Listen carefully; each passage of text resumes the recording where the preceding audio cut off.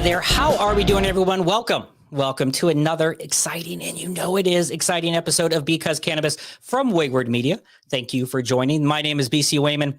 I am missing my partner in crime today. It makes me so sad. I hope you are doing well. Dustin, a little under the weather today, but he will be back next week. And you know that you want to be back here next week because we are going to be doing a live show that is Wednesday, February 15th, 4:20 p.m. on YouTube, a live show. And we're going to be doing giveaways. We're going to be giving away products from Licit Glass. You know that we're doing that. Our partners, Licit Glass, Gibby down in Virginia, making some of the best American glass products that are out there. So right now, head to wayward.media/giveaway. Head to wayward.media/giveaway. Go follow the instructions on the site. Make sure on those social media posts you use hashtag giveawayword, and then you will be entered. We're going to do our drawing live next week on the air, 4:20 p.m. Got a special guest, Raven from Plant Save My Life podcast, will be joining us on that show. Today's show is a good one, even though it's just me by myself, because we get to find and hang out with some, I think, a cool person. We're going to find out. I'm judging ahead of time. I'm making that assumption that our guest today is cool. They have a cool vibe about them. They got all these cool photos that they're taking and the super trippy, cool artwork that they're doing. But are they cool? Right? Is someone cool just on appearance alone? That's a tough question to say, right? You see celebrities, you see famous people, and you're like, that person looks cool. You see athletes doing cool things, rappers, rock and roll artists. That's an old person way to say that. Doing cool things. Are they cool? I don't know. Are they perpetrating? Are they fronting, as no one says anymore? Are they cool? It's hard to say. Maybe being cool, to make sure you subscribe, hit that channel below, follow us at MeetWM socially. Maybe being cool is just wearing the right color, right? Sometimes it's just about how you look. Like how you look makes you feel good. So sometimes you're like, should I wear this color today? What if everyone's wearing this color today? It's popular. But when you break out mustard yellow, which is how I would describe this, when you break out this mustardy yellow shirt, which was a choice I made today, you assume that no one else in the world is probably wearing a mustardish yellow base shirt. But Emily, you are. What? Emily Eizen, welcome. Thank you for joining Because Cannabis. I got to say, the color looks great on you. Thank you. You too. It just complements all the autumn tones, The autumn tones, but it's actually like winter. It's winter, but I don't know. I don't know if you know seasons as well. I'm sure you've read about seasons in a book, and I did clearly. But we are in the doldrums here in Northeast Ohio, and as you sit on the West Coast, on the left coast, as you sit there, nice and warm weather. We are here, and it is gray, and it is lack of sunshine, and it really brings down that creative spirit. Emily Eizen, a multimedia artist, EmilyEizen.com. We'll talk about everything that she is doing, her Instagram, at Emily Eizen. Make sure you check that out. Follow the links below. You have some amazing things that you're doing right now, and we'll get to all that cool work, but you are in a place that I feel like if I was all the time, I would probably be able to harness that creative energy. Do you think? And I'm going to guess you seem like a gal who's connected a little bit into the outer sphere. Do you think that all that sunlight encourages creativity? Do you think because you're in LA, because you're in the sun, the weather is good, that you feel freer? I don't know if that's right. Like, to be able to create more than those of us that are like huddled up in 0-degree weather at this moment? Personally, I love the weather here in Southern California. I definitely think it helps, at least like in terms of like getting essential like vitamin D. Like I literally have like seasonal depression. Like when it gets dark earlier, like I get depressed. So it's like having sunlight really is like so important to my mental health. And I think when your mental health is good, that you can be in a better space to create. So I know. I just got prescribed. This is some old man shit happening right here. I just got prescribed, not like recommended, prescribed vitamin D pills because my vitamin D was low. And they're like, oh, yeah, like not low testosterone, but no, low vitamin D. So now I have prescription vitamin D just to bring up the internal workings. I am so sorry. I could not. I'm so sorry. I probably need to take them too, but can never get enough. You can never get enough. Emily Eizen. Emily Eizen. Though. Maybe you can't get too much vitamin D. I don't know if that's a thing, but I don't know. Like, I don't know about the vitamin D. You can clearly get too much sun, right? You could clearly get too much sun and your skin gets, cancerous, or that leatherish kind of wrap that some of those people who have been living in the Keys or the deep parts of Southern there, like have that, leather-like skin. Like, so clearly you can get too much, and even you can get too much in a short sitting, go from my palish skin gets burnt, like that.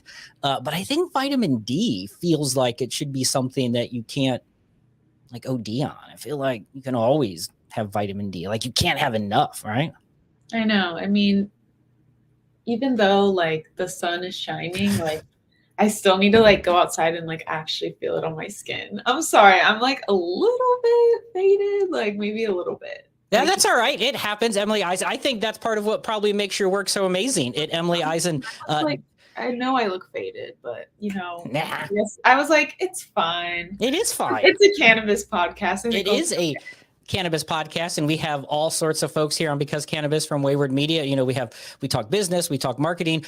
We have been on the stretch recently talking a lot of creativity in the industry, and I want to bring something up right away. We'll get to all the great things you're doing, but if you go right now to EmilyEizen.com, normally Dustin's here to help me out with all this. I apologize. But if you go right now to EmilyEizen.com, you're going to see, and you can see it on screen right now, some amazing photographs that you have just taken from two of, the OG stoners, those things. You have some great photos that you did for California Leaf magazine, it looks like. And there's a couple different pictures that you took. Well, there's some of your great art. We'll get to that. That's not me. Or that's not them, but that's me, not them. Yeah, this is you taking some amazing photographs. So let's talk about this. This is what just hit recently.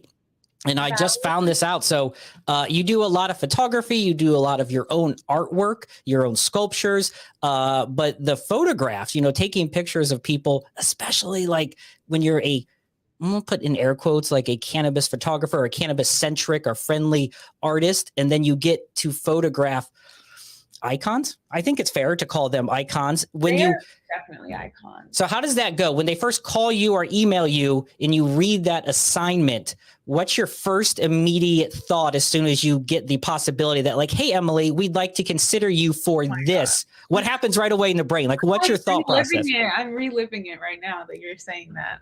But first of all, if you go to page on the link. There we go. Then it can show you all the pictures. Oh, look at those. They look a little faded right there. So getting that call was so exciting. I've been working with Leaf magazines for a while now, and they're also kind of an independent, like smaller media company. So they were like almost just as excited. Like they were like, and we think that you're going to rise to this occasion and like capture this kind of like rebranding moment where they're like coming back together as like a pair and really just showcasing like them in this generation without like losing the roots of like where they come from, because like I wanted to capture that, but we like updated everything. They're wearing like honestly like the latest fashion, the stylish. Shout out to Terreno Win, absolutely crushed. Yeah, look at them. They look like he's wearing a Prada bucket hat and the Grateful Dead SBs. Like the drip like is immaculate.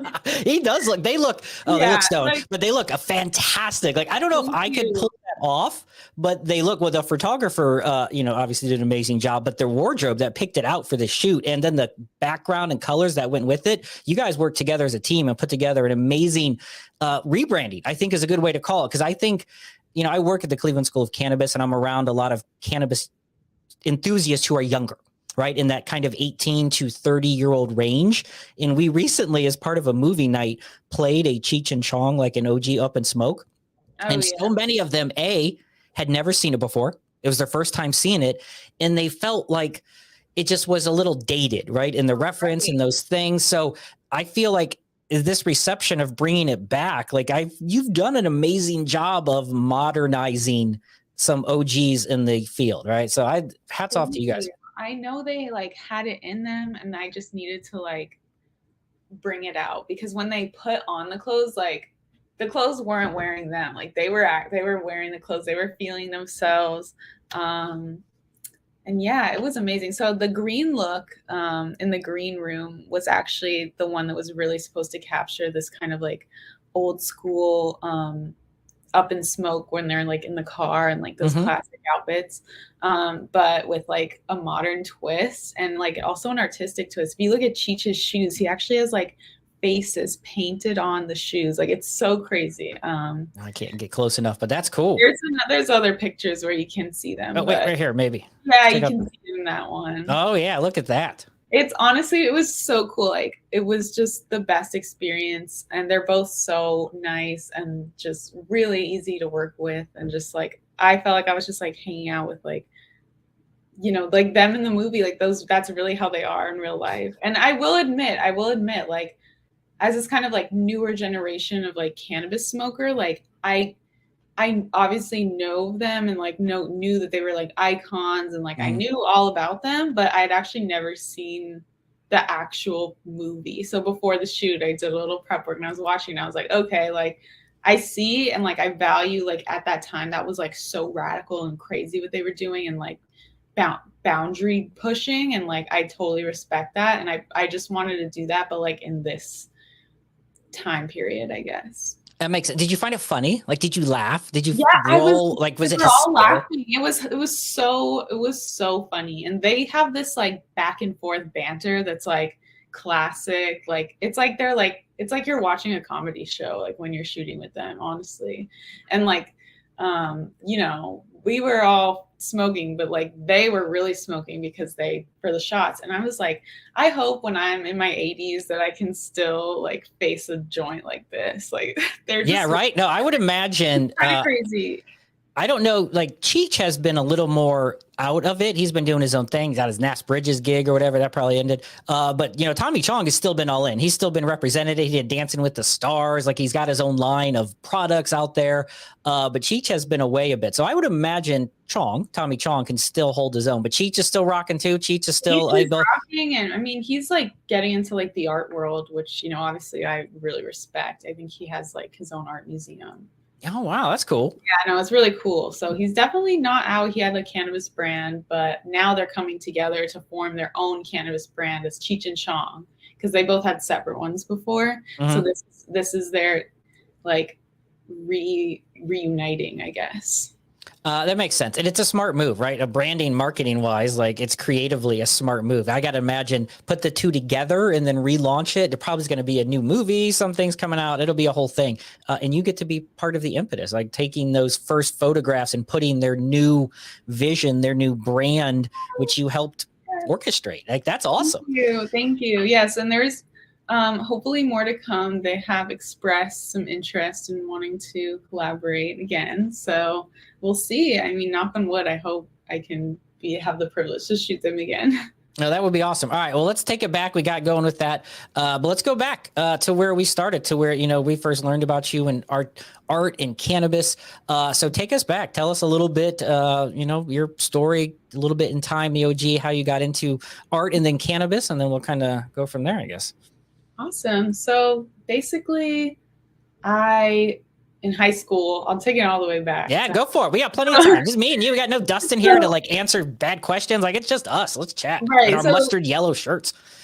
Right. Basically, so I was always just very into activism and, you know, social justice. Like I was just an ultra feminist in high school. I like changed the dress code at my school. Like I was just focused on like politics and like changing the world, and you know that's like what I wanted to do. And I was always awesome though. Thank you. Yeah, I was always like an artist, but I guess I didn't think like, oh, my career is going to be as an artist. You know, I thought I was going to get into some kind of like politics or lobbying or something. So I went to school in DC for about a year in college, and I was a political science major. And I, you know, as we were talking about earlier, like the climate in DC, like literally like where I was in the school that I was at, like everything about it was just like very just like a lack of creativity and like creative energy. You know, I felt like, you know, everyone was just focused on like getting an internship on Capitol Hill, and like it was just like a more like conservative vibe, I guess. Luckily, I met my roommate, and still to this day, my best friend. She's the one who really like kind of like introduced me to cannabis. You know, it wasn't like she was like, "Hey, like smoke." She wasn't like smoke it, No, like blow it in your face or anything. It wasn't like peer pressure or anything. Like I was really open to it also, and like curious about it. But basically, that's when like I really was shown how this plant can like just foster so much creativity, and like just it really was like the creativity just like exploded inside of me again, and like I was just so passionate about the arts, and like, you know, I still was like really focused on making a difference, but I just got so depressed in the lack of maybe sunlight. And yeah, right, see what happens one winter out there. I was just like, I smoked and my mind was just like expanded. That's the year that like Tame Impala's Currents came out, the album. So I was like, just like smoking, listening to that. And I was just like, I have to go home, you know, back to Southern California. Like I was like, this isn't for me, you know? So I left, and then I was taking art classes at Santa Monica College, and I was like really into the arts there. But, you know, I didn't really have that much of a career path. All I was passionate about was like art and cannabis, and like obviously I wanted to make a difference, but I was just like really focused on like, what am I going to do with my life kind of thing. So yeah, no, sure. Basically I started bud tending, and that was like how I got into all of this. Basically this was around, I want to say like 2017 or 18. Are you medicinal bud tender, or are you part of the adult use? Because that was right around that same time. So I was originally, it was medical cannabis. Yeah. But I mean, it's kind of like anyone can get a card, you know? Yes. I was right around, I just wasn't sure, because I was curious, you know, before we go kind of to the art, how was that like experience? You know, I talk to a lot of people who are trying to get into the industry, and that's always that job that people roll their eyes at, but I feel like it can be an eye-opening, pun intended, experience. How was your time like dispensing that product and meeting all these patients? Wow. So at this time, like in California, it was still very much like the Wild West. There was no, you know, regulations or like recreational dispensaries. So I would say in a lot of ways, working back in the day was like such a blessing, because it put me in a spot where when it did go legal, like it was just a boom, you know. I was already in the door, but also there was a lot of like shady stuff going on, and like yeah, for sure. Like, no, you know, no one's like looking out for, you know, the mistreatment of bud tenders, really. Yeah, like HR departments weren't really a thing, and still like, really aren't. Not at all. That's exactly what I'm trying to say. Yeah. So I mean, but I learned, you know, once I found the one shop that I kind of planted roots at, like I was like going around from shop to shop. Oh, okay. And then I found one that was like really great, and I met so many people like whose lives have just been completely like changed for the better because of cannabis. Like so many different use cases, people coming in saying, oh, you know, I have whatever ailment and this is what I use. And then I go and recommend it to someone who, you know, has the same problem and it works for them. Like it just, it was a really great experience to be able to see firsthand how this, you know, plant has changed people's lives. And I just, you know, I learned so much about the actual plant itself and the products and the different types of, you know, methods and uses. It was just really, I learned so much at that time. And I still, you know, I'm still the bud tender for people like in my family or like my friends are like, hey, what should I get? Like, like I'm still, you know, I still do those. Do a little consulting on the side. I do a little consulting. Yeah. Exactly. The terpene profiles to help them down, some cannabinoid explanations. Right. So all of that was kind of a foundational experience, I would say. But the turning point was when I was given the chance to be their social media and like content creator, basically. Okay. For it, because I just noticed that there was a complete lack of like diversity or, you know, creative imagery in the cannabis space at that time. For me, I was mostly just seeing like stuff that was, you know, basically like by men for men. Like it was Yeah, I like, had women in cannabis were just like props basically. it was And very that, bro-ish at some points, yeah, right? There was a, yeah, there was a bit and a of word that. bro-ish. Yes. Yeah. That's exactly the word I'm trying to describe. Yeah, the early years, that like 07, 08. I mean, there's a lot of good too. Once again, it's obviously a lot of good out there. And I feel like in the last 3 or 4 years, there has been this push towards, you know, inclusivity in both gender, both off, you know, kind of sexual orientation and race. But in that early era, that Wild West, it became a bit like that. So I would imagine it was hard. Everything was a boys' club, like especially like, and if there even was like marketing, it was not. It wasn't from a place of like wanting to showcase like beauty and creativity, and, like the actual culture of cannabis, which is like, you know, kind of what I like to draw on in my artwork is this kind of like psychedelic, kind of beautiful, free love, free spirit essence of, you know, the 60s and the 70s, which is what you know, that's when cannabis culture kind of became mainstream in the United States. Yes.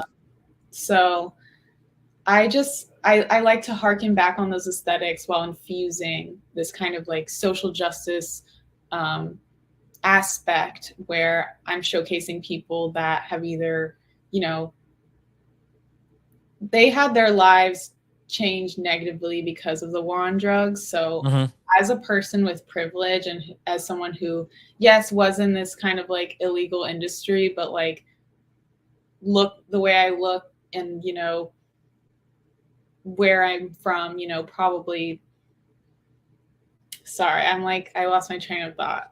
No, I get it. No, it's trying to, you're at the spot, right? When you're working for this dispensary and you're kind of trying to figure out and promote a different imagery than maybe is very common, right, to that place. And so, and you have your own beliefs and you obviously have this artistic side and you're seeing what is being talked about more now and still has a long way to go. We all know this, but it's better than it was, especially when you were in there, it was this bro-ish. It was this, or if it wasn't that, it was very much weed culture, like smoke it and get high. Or you go to trade shows and there was, like you have at the auto trade show where it's like a hot car and then a lady scantily clad. And like, that was at cannabis conventions. Like there was women in bikinis selling pre-rolls. And I'm like, well, what does that have to? And it's gotten better, but it sounds like as you were given this responsibility to create an image and a brand, kind of your first time to promote, you chose to go against the grain, but something that was, you know, kind of true to the heart in that. And it obviously has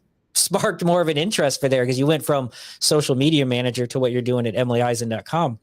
So was that interesting to kind of get it out there early on? Was it well received? You're putting out, you know, early images, you're feminizing it a bit. You're giving back to that not 60, a bit, 70, like a lot. all in. No, you're like all in. You're like, not even a bit. You're like all in. Well, that's awesome. I mean, hell yeah. Yeah. So that was just a really incredible experience to be able to, like, they had a grow room in the back. So I would really just like take the product off the shelves, take some cannabis leaves, like stage a beautiful photo, like maybe ask one of the other bud tenders to model for me. Like that's what I was doing in the early days. But all right.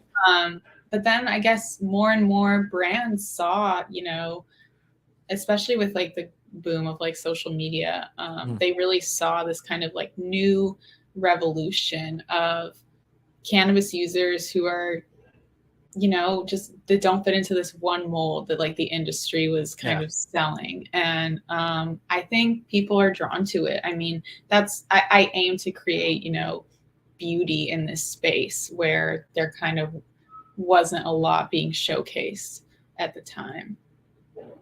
So if you're sitting there starting to take these photos and starting to put it out, was that something you're already doing? Were you already kind of a photographic artist when you were doing some of your early art, or was it more your traditional, which is some of the stuff you do, like some sculptures and things? Or are you already taking photos I've been doing like mixed media art since my teens, and I've always just kind of like cut out pictures and then drawn over them and things like that, like made collages. So I was already very familiar with this, but I mean, personally, I was focused on more like traditional arts as I was in school for that.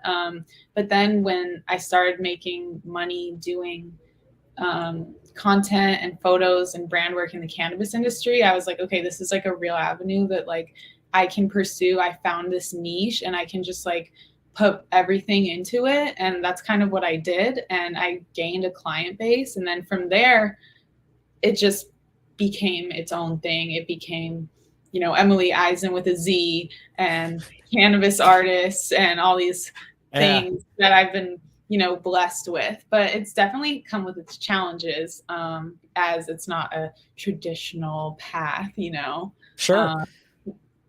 Sorry. Yeah, go ahead. No, that's all right. How is it? I'm just curious. You know, there are a lot of people who try to get into this space. I think especially now. You have a great Instagram. We'll toss that handle on there at Emily Eizen, where you have a lot of great stuff that, you know, these photographs you're putting out there and the artwork. And I think a lot of people in the cannabis space are trying to find some influencer-ness. You know, we're talking about it here on our little podcast. If you have a lesson learned, do you have a few bits of advice for people who are maybe trying to get to where you're at now? If you can, because we're reminiscing, and we'll get to some of the great stuff you have at emilyeizen.com, some of the artwork you're doing in a minute. But if you have some advice for people trying to get to where you've gone, or what some of the challenges that you faced and wish you went like, oh, damn it, I wish I wouldn't have done that, right? Like we all have those. Do you have a couple of those that you can talk about or remember? I do. I would say don't sell yourself short. I feel like I've looked back a lot and been like, I could have charged way more for that. Or I should have, you know, I shouldn't have accepted, you know, free weed as payment every time, you know. Oh my God, I just had a thing. I do a lot. I do a little bit of acting on the side here. Exposure. That's what the word is. We're going to give you this for exposure. A lot of work for exposure when you're getting started in content creation. And it very rarely exposes you in any way, shape, or form. Right. Yeah. So just, I would say, because it kind of like lowers the bar for like the field in general. If people are accepting work for like lower than, you know, their worth, then they're just gonna charge everyone lower. You know, I just think, I think staying true to yourself, I mean, is obviously like corny advice, but I would say it works, you know, at least it worked for me. I, you know, as a queer woman and through my growth in that, through my artistic journey, like I've really tried to bring that element into the cannabis space as well, because I mean, queer people were the ones who fought for the right for like medical cannabis, especially here in California, like Dennis Perron and people like that, who really paved the way during the AIDS crisis for medicinal use of cannabis. So I just, including the LGBT community is something that's important to me. But, you know, find something that you really want to like make a difference about, that you're passionate about, that, you know, and, you know, for lack of a better word, like, you know, sometimes you got to fuck off these brands and like focus on your own brand. You know what I'm saying? Like, those are great words. I think it's not even lack of better words. That's the words to say. It's a hard line to walk sometimes, though, right? And I appreciate that you put yourself out there, and I think it's awesome. I do want to talk in a minute about kind of what it's like to put that information out there, to share like your orientation and be so confident in that and the challenges. But I think it's important because people do need to be themselves. But I think sometimes, especially in this space, you have to just know, I don't want to say know when to be the different versions of you. Does that make sense? A bit of a chameleon-esque thing, right? There are just certain ways. I know a few very eccentric folks, and I think sometimes they struggle. And even Dustin has this problem sometimes. He's not here, but he's very long-haired. He's got a huge beard. He wears like beanies and hoodies all the time. He looks like your traditional stoner. We often make jokes about it's easier for me to even buy weed because I look less stonerish than him. So I think it's good to put yourself out there. Have you found times where you needed to alter who you are? Or are you more just, no, I am always me, and that is something that's important to you, to always be you no matter what the naysayers say? I wouldn't even say, you know, naysayers, but there's been a lot of times where, you know, everyone needs to make a living, and I have to adapt my talent to other brands other than the ones that look like my Instagram page, if that makes sense. So it's like, no, it does. So if there's a brand that looks more, toned down or more masculine or more modern or whatever the case may be, I do really try to, when they're my clients, I do adapt to, different aesthetics, and you know, I'll make it look like what they want it to look like. But I think it's the principles that you shouldn't change. If they're asking me to like do something that I don't believe in, like I won't do it. Like I was asked by some Republican in I don't want to like expose. So I'm just going to say a Republican, congressperson ever wanted me to do a live painting at their like fundraising event or something. And I was like, no. Yeah. I was like, that's where I draw the line. But like, I can be different versions of myself. I'm not always, pink and sparkly, even though I kind of am. You should be pink and sparkly. I try to be pink and sparkly as much as possible, if I'm being honest. Right. I am curious though, and I know several people who are open about who they are, who open about their orientation, in this industry, and it's been very refreshing. I love to see it, and we have a strong African American community where I work at, which I love to see. But we still have, this ways to go. Do you like putting yourself out there? Is that something that you feel has been accepted, or do you feel like it's been a bit of a challenge, like with, putting your orientation out there? Has it been something you've been advised to not do, or is that, I'm just curious of how that's been on that end for you? I think it was more of a struggle as like a, kind of customer facing, I guess, person. That makes sense. Like when I was like a bud tender, I would say that was much more of an issue in terms of like people making comments about just whatever. If I mention that I'm gay, they'll be like, oh, well, you're too, pretty or whatever to like not have a man, or like whatever the case, whatever, just like stuff like that. Like just like, some like backhanded compliment or whatever, there's that. But I don't know. I think it's a great moment for what I try to do is, sorry, edit that part. Lost my train of thought again. Oh yes. I think when I was first kind of, blossoming as a creative and like as a brand, I was like the face of it, obviously. It was me mostly doing like self-portraits and stuff, and me putting myself out there as like a queer woman, building as an individual. But now that I am where I'm at now, like it's honestly like completely shifted, and like I'm finding that less and less that I want to be the focus of the attention, and I'd rather spotlight others like through my camera and through my photography and through my work. Like that's really like more interesting to me now. I mean, obviously, like I'm a baddie and I love myself, but I mean, I know there's so many others that, I could open a door for or showcase or highlight that really deserve it, like, and that have been on the forefront of the culture, and, or like have sacrificed their like lives for like, and their freedom for like the, just the same thing that I'm doing openly. So I want to really showcase others more than myself these days, I would say. And I'm just getting more into like storytelling and like editorial photography. So I would say it still can be me and mine, like my image, without me being in the center all the time, like of attention. Sure. I think, so I think that there's a balance between, me always just being out there, and or more of like an orchestrating behind the scenes role where I can make like more of an impact, I was going to ask, if now that you've kind of evolved, maybe you answered this, but maybe it's more professional. Do you have a medium, or a multimedia artist? Do you have a medium that you prefer, or that is your go-to or your happy place? Or is it just kind of the ability to create? Do you have, and you mentioned you were more into photography, like professionally right now, and telling that story, but is that where Emily needs to go to be happy? When Emily needs to go to be happy, what kind of art medium is she creating?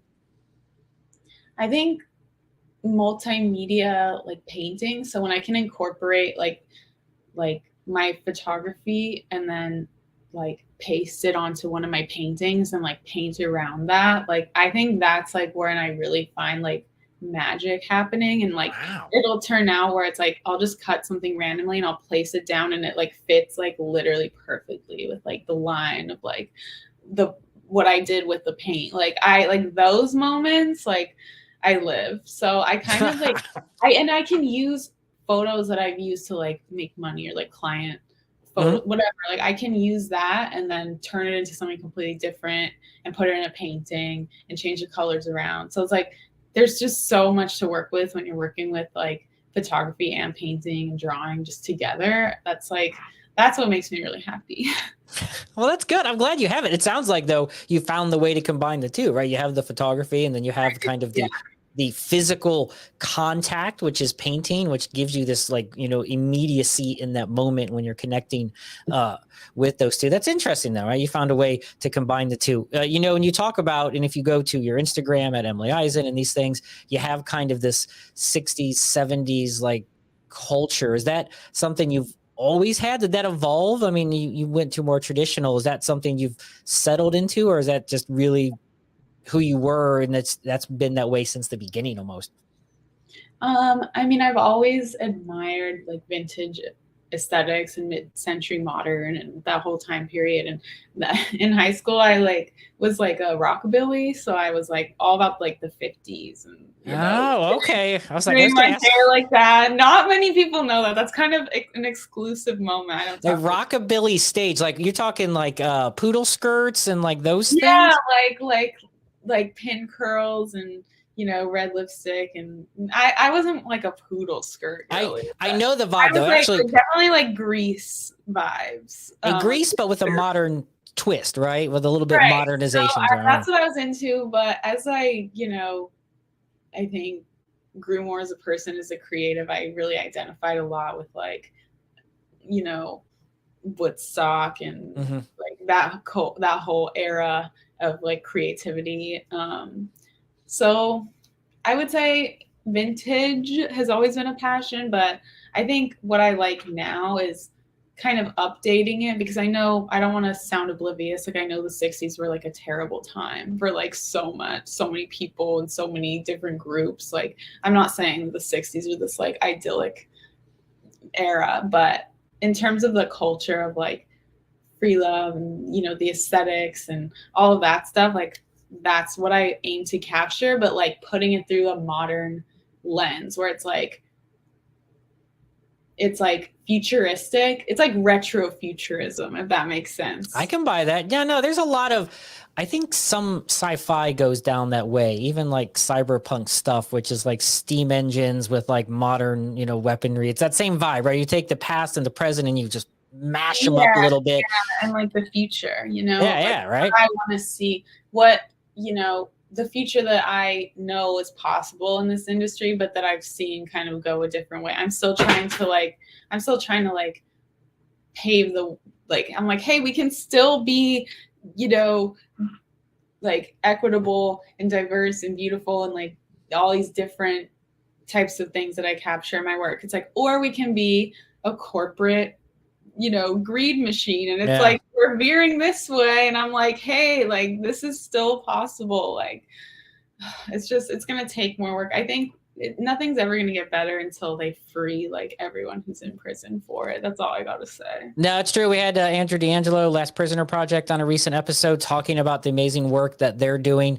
While we're talking about it, let's get to that. What do you think the future holds for cannabis? We talk about this a lot on our show, with the corporatism. And as we're recording this, there's big, news happening with all these corporations, including Curaleaf, which are pulling out of states like California, and all over social media, places like LinkedIn. They're arguing over whether this is a bad sign or a good sign for the industry, whatever MSOs. And, is it just a profitable margin? Is the MSO going to crush the legacy market? Like these conversations seem to happen around and around again. And you obviously, I would say, based off what you just said, Emily, you're looking to hope that obviously the smaller grower, the legacy, kind of the OG vibe survives it, which I think will.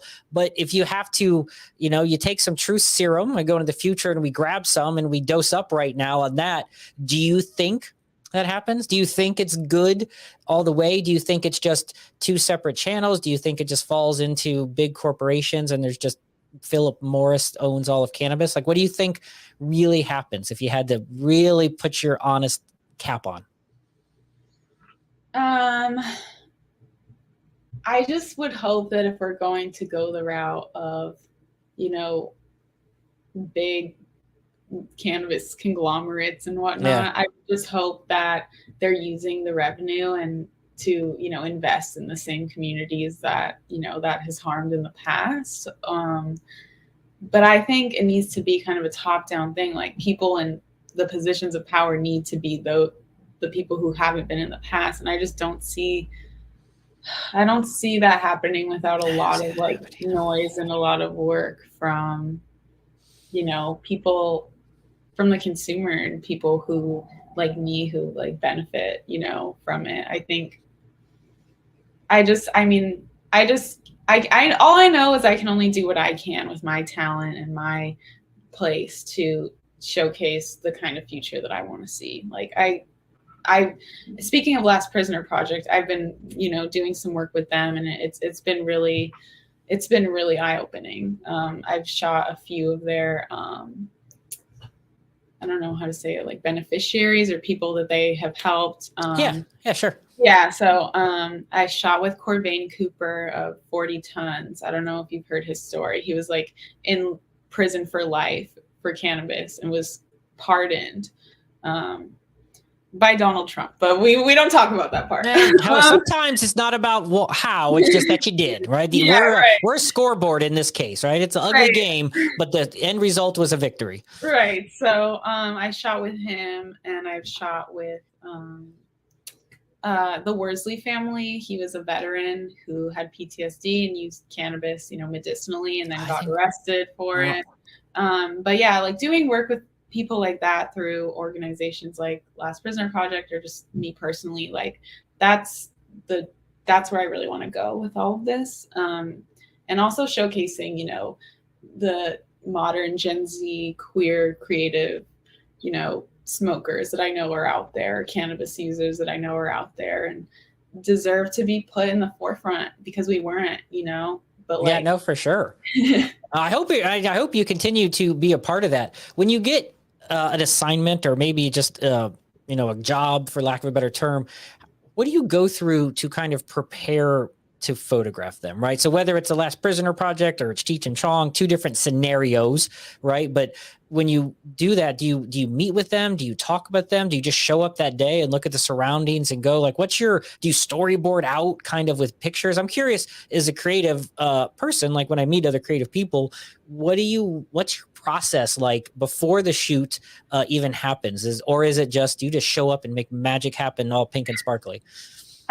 Well, I mean, those are two different scenarios. I'd say like Cheech and Chong and, you know, something like. Fair enough. All right. So basically, for the shoots that I've done with Last Prisoner Project, specifically the one with Sean and Ebony Worsley, I actually had like a 2-hour phone call with them ahead of time. And because that one was like a bigger project where the proceeds from this, from the House of Wise CBD gummies was actually going to their family. So it was like a profit thing. But basically, like, I didn't just want to put their face with no explanation. You know, I really wanted to be able to tell their story authentically, while still, you know, keeping the aesthetic that, you know, I'm comfortable with and everything.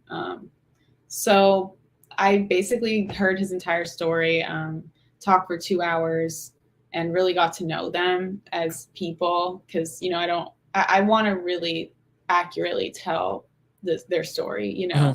Sure. But with Cheech and Chong, that's a whole different story. That was like I did mushrooms the night before, showed up, and made magic fucking happen. Like, that is exactly what I want to hear, though. Like, but the beauty of that, and here's what I think is awesome, Emily, and it sounds silly and we're laughing because it's a fucking awesome story, that you put this whole dedicated, like personalized research into this. And then you had Cheech and Chong and you're like, fuck yeah, let's do it. But I think it goes back to almost what we were talking about earlier about knowing when to be different versions of you. I mean, that's the same job. Hey, Emily, I need you to take pictures, however that happens. And you're like, okay, but there's two different scenarios and there's more, right? There's other ones too, outside of these where outside has an issue, inside an issue.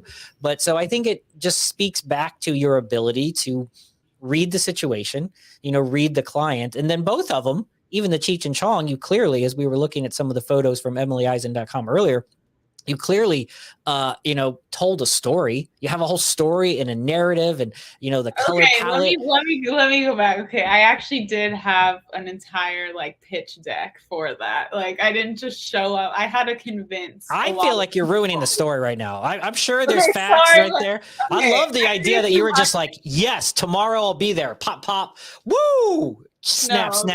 I mean, with incorporating in the magazine and the stylist, there's a lot of moving parts. I did make a storyboard and a mood board and everything and for that. But in terms of actually planning and I kind of just knew the vision, told everyone the vision, and showed up. That's how that worked. But I mean, it wasn't hours of heartfelt research is what I'm trying to say. I think we all got that. I think that was understood, but I appreciate the clarification. It's true though. Can I just do a total side note because I was just thinking about it? I don't mean to take away from it. In going through some of your Instagram at Emily Eizen and some of the other photos on EmilyEizen.com, you photograph smoke really well. I don't know. While we're talking about taking pictures, there's several photos on EmilyEizen.com or on your Instagram at Emily Eizen where it's this billowy substance. And as someone who's watched Dustin takes photographs for different cannabis product websites, I'm sure he would have loved to talk about you. Smoke is something he complains about. It's a hard thing because by the time you get it going, it's gone. Right.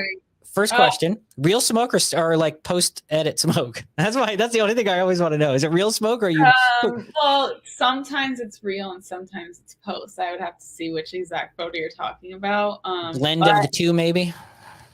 Yes, usually it's a blend of the two, but I do a lot of coaching with my models on how to properly smoke on camera. And it's actually you're not inhaling at all. You're really just inhaling and keeping all of the smoke in your mouth, not actually breathing in, just collecting the smoke in your mouth and then slowly just letting it out. Okay. That makes sense. Slowly. So it's not just if someone blows out like that, it's not going to look good on camera. So it's kind of there's a lot of coaching that goes into it, but I can make magic happen no matter what. But if I don't capture it in the moment, it might go through a little bit of post-production. So the key is no inhalation and then slow release of the smoke for the vapor or whatever. Yeah, literally even if you just open your mouth and let it come out. Oh, all right. You're doing that this effect from it. I could see that. All right. It's one of those things though. People struggle with that. They're trying to take pictures and they're like, I can't get the smoke because it goes away so quickly. Or I know some people that use like the other vaporizers, not cannabis, but e-juice that produces, crazy amounts of smoke, which is clearly too much for cannabis, but sometimes you can get that well. Do you like to do a lot of the touch-ups? Is that something you do a lot afterwards or is it more about in the moment? Is that just part of the industry? Is that just, I'm just someone who's not in that world. Is that just how it is? Okay. Well, I mean, I do my best with in-camera effects. Oh, sure. Yeah. I do a lot. I actually have this here. It's I could shoot through something like this and it'll give that kind of filtery, misty effect. There are in-camera filters that you can do, which I do a lot, but I still edit my colors like a lot afterwards. Like I kind of just need like the bare minimum of something to work with. And then that's why like clients are like, oh, let me see the photos before you edit them. And I'm like, but it's like I have a vision in my head and like not everyone can see it, you know, but I'm like, just wait till it's done. Like I promise, like it's gonna look nothing like this. but some it's like kind of just a spectrum, and it's like, what am I working with? You know, what's the vibe of the shoot? But sometimes all it takes is a little color correcting, and sometimes I'm like creating a whole other world. You're creating just literally like color after color onto there.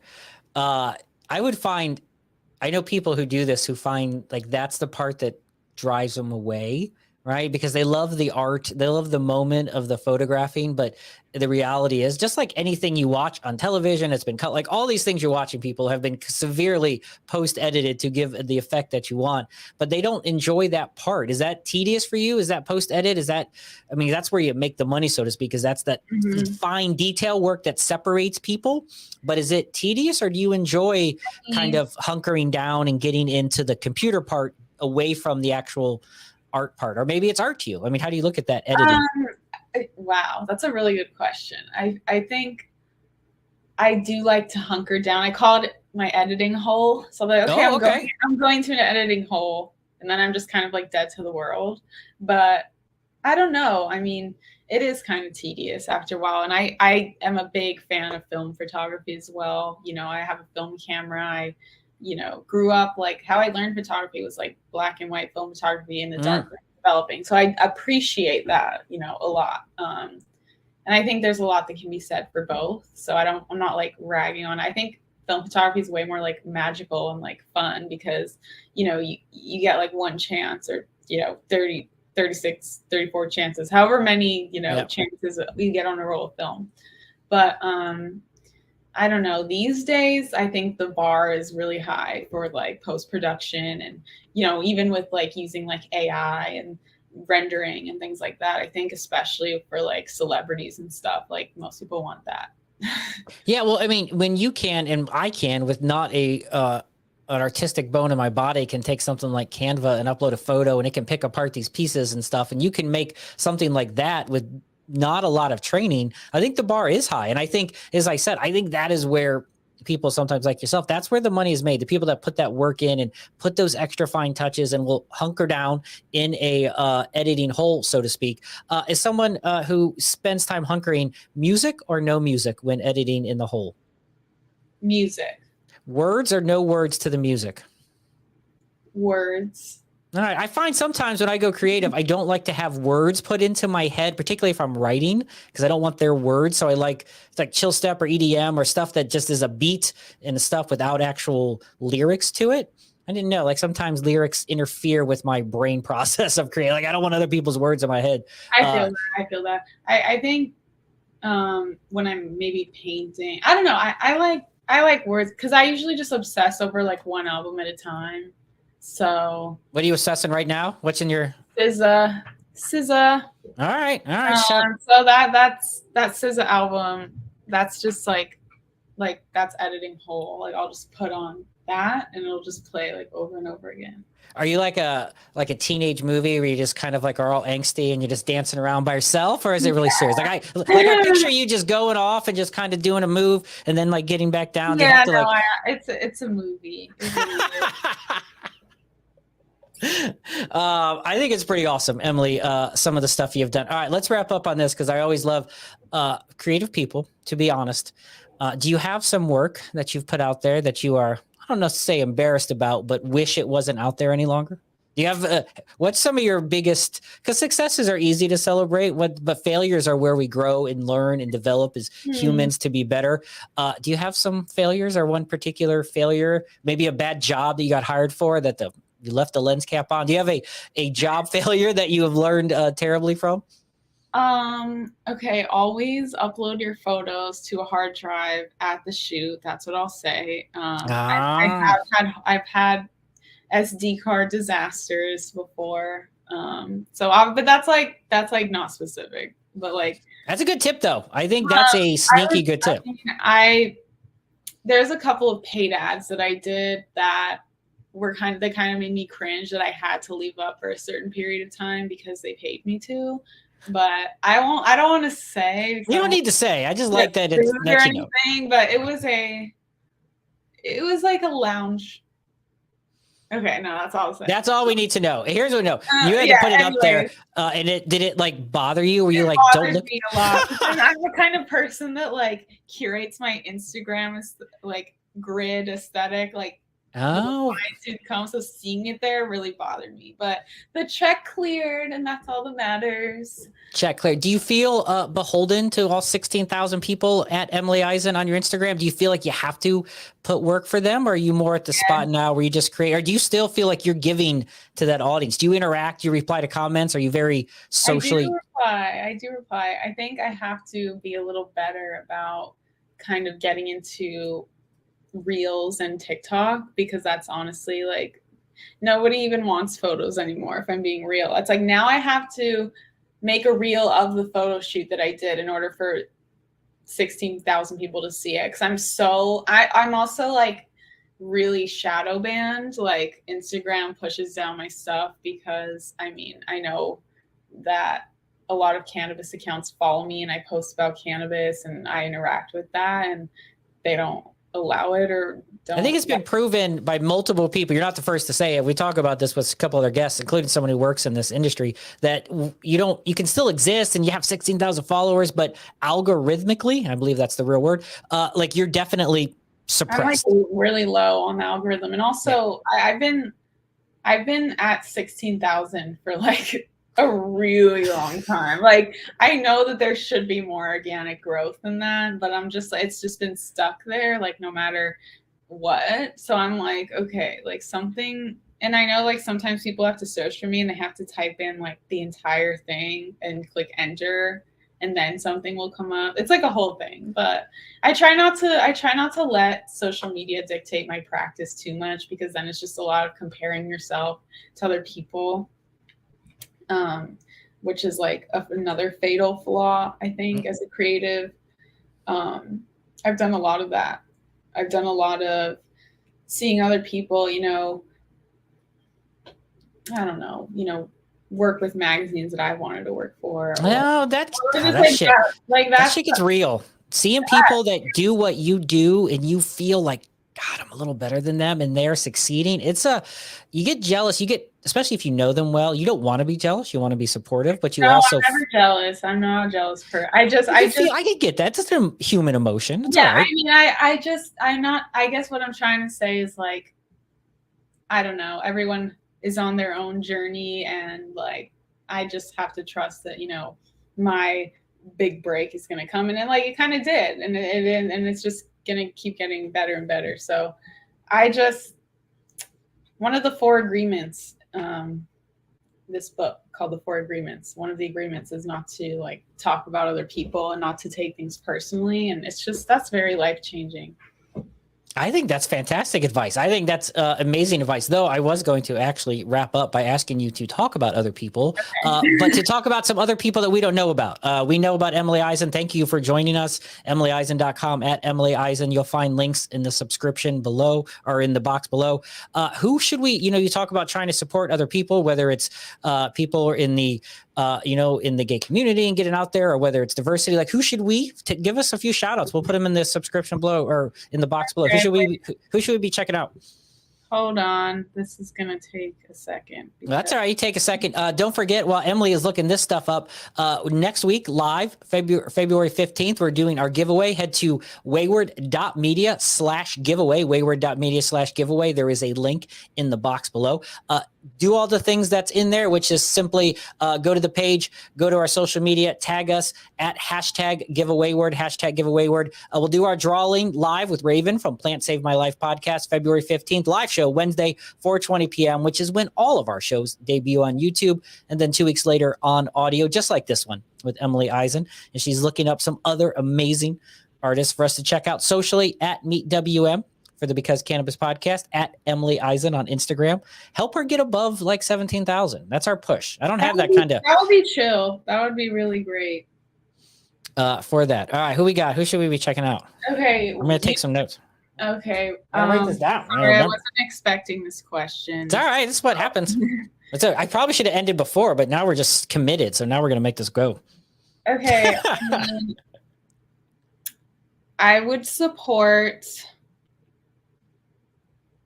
Sorry, I just wasn't ready for this. It happens. That's how I roll. I probably, like I said, it's good. We'll figure it out. We'll get them on there. Get a couple shout outs as we wrap up our show here. Just going through her phone. This is like really just like, who do I say? Well, on average, just based off, most people haven't made it through the full 60 minutes. So that's okay because not only the average viewer is only 42. So maybe they're clicking on to the end. And this is, well, not exactly amazing. It's interesting. That's how the human mind works. I'm selling it however I can right now, Emily, because I put you on the spot and I'm throwing off your jam. I'm a little put on the spot. No, it's okay. Life. Okay. Support Green Queen Cannabis Dispensary downtown LA. Okay, they're a queer-owned dispensary. Shout out to Green Queen. Green Queen, shout out to them. Shout out to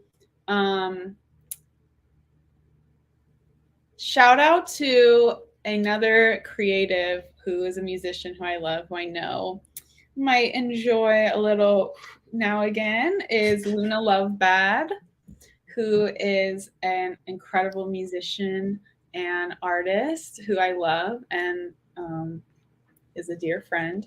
And shout out to Nisha Torres, who is kind of actually more like a mentor to me, who really taught me a lot and was there in the early days of the cannabis creative space. So I'll give her a shout out. And shout out to Zoe Wilder. Also, well, shout out to Zoe Wilder. Zoe Wilder has been a very good friend of the show here at Because Cannabis. So we'll definitely shout out to Zoe and Marcella, who works with Zoe. Thank you as well. Been nice talking. That's who I talk with mostly.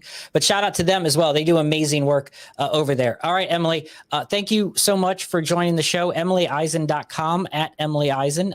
There'll be links down below. Thank you for joining us on the show today, for hanging out. Thanks for wearing tan, mustard, yellow colors. Like that kind of made the whole show. I really appreciate you joining us. It's been an awesome conversation. Thank you. Clearly. Best time. Absolutely. All right. We'll talk to you soon. Take care, everyone. All right. Join us next week. Live show, February 15th, as always, at Meet WM to subscribe. Catch you guys next week.